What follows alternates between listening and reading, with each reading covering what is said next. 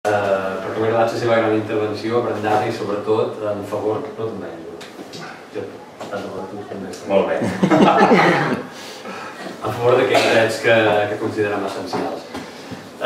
Sí que es ve que parlar davant un auditori més o menys convençut, bueno, no, del tot convençut, evidentment és fàcil. Allò que és difícil és xerrar davant un oratori que no tothom està convençut i allò és allò que pretenem fer de cara allà on és més difícil que mos escoltin, perquè aquesta ha estat la gran dificultat que han destacat els representants menorquins a l'estat, a les Corts, tant en el Congrés com en el Senat, i ha fet incidència en Silva, i per tant la incomoditat, com ho deia en el vídeo, fer que s'aixerri d'aquelles coses que difícilment s'aixerren en el Congrés, perquè moltes vegades sabem, o gairebé sempre, que els interessos de partit acaben passant per damunt dels interessos de territori. En teoria, el Senat és la cambra territorial, per tant, hi haurien de ser els interessos territorials els que hi van, però no acaba sent així, fa que no s'afronti amb suficient valentia les qüestions de fons que hi ha darrere.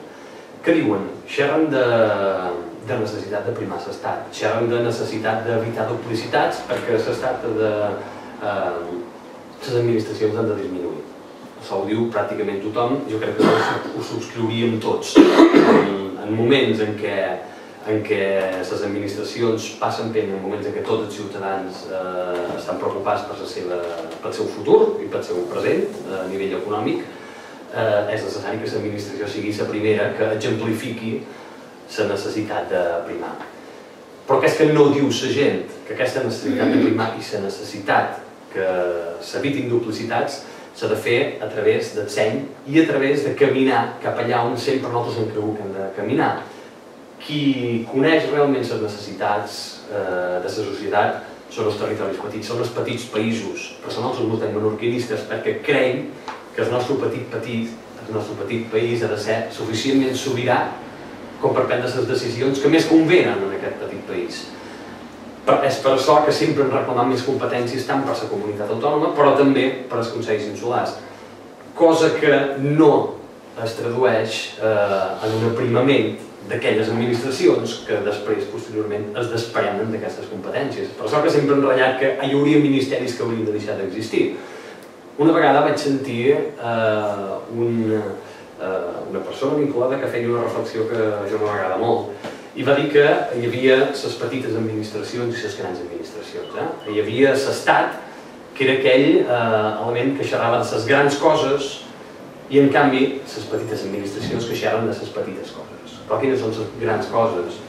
La defensa del mateix estat, la militar, xerren de defensa, la fiscalitat, sobretot en què s'ha de proveir l'estat per donar recursos als seus habitants, i després hi ha aquelles coses petites, que no són tan petites, però són aquelles que rep el ciutadà bàsic, els serveis socials, la capacitat de poder anar a un hospital, de ser gent gran tenir plaça en geriàtric, etc. Aquest estat ens ha quedat, és a dir, les coses grans cada vegada són més grans, per tant l'estat ha quedat petit per les coses grans, és a dir, no decideix en defensa perquè existeix la Unió Europea, les directrius que l'estat espanyol pot fer entorn a defensa sempre vindran donades per Europa o per les Nacions Unides i que hem de dir de la qüestió econòmica. Aquest estat no té capacitat per dir farem aquestes mesures o farem aquelles altres, perquè ja hem vist que el camí erràtic que ha seguit l'estat durant els darrers anys ha estat senzillament fer allò que Europa, especialment Angela Merkel, però també la resta de mandataris europeus, han dit que l'estat havia de fer. Per tant, és un estat que ha quedat petit per les coses grosses, però ha quedat gros per les coses petites. No és l'estat qui diu quins hospitals hi ha d'haver, ni quins metges hi ha d'haver, ni quines escoles, ni quins geriàtrics, ni etc, i tots aquests serveis bàsics. Ara, això sí, ha continuat mantenint una gran quota de poder i una capacitat de decisió damunt d'aquests temes que nosaltres no ens hem pogut desprendre. Per tant, que diuen tots que s'ha de primar l'estat, d'acord? Que no diu ningú i que deim nosaltres, l'estat s'ha de primar en totes aquelles competències que ha deixat de banda. Evidentment que tot s'ha de primar i nosaltres hem de tenir capacitat. Que no diu la gent que els grans problemes econòmics que patim comunitats com la nostra també venen donat no només perquè no tenim capacitat per gastar, sinó perquè, a més, no hem ingressat allò que tocava ingressar. Sabeu que som la comunitat que més pateix el dèficit fiscal, un dèficit que se situa per sobre el 14% del producte interior brut. És brutal, no sé si sabeu, però cadascú de vosaltres aquí aporta 9.000 euros cada any, cadascú de vosaltres 9.000 euros cada any per suportar el deute històric que l'Estat manté en la comunitat autònoma.